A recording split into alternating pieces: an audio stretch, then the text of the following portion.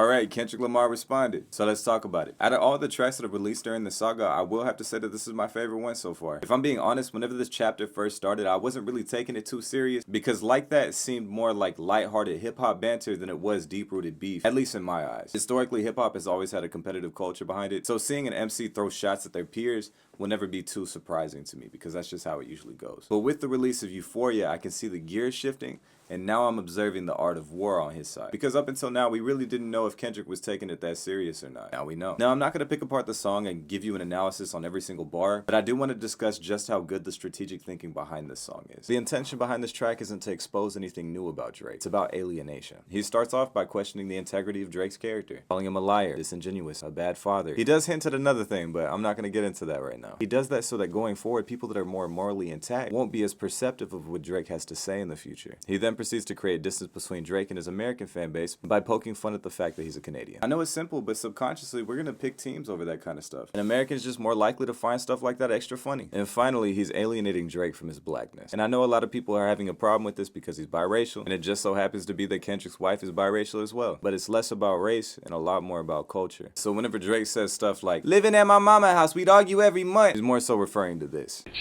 I was looking forward to a nice tuna sandwich on a bagel. Oh, tuna. I do eat tuna.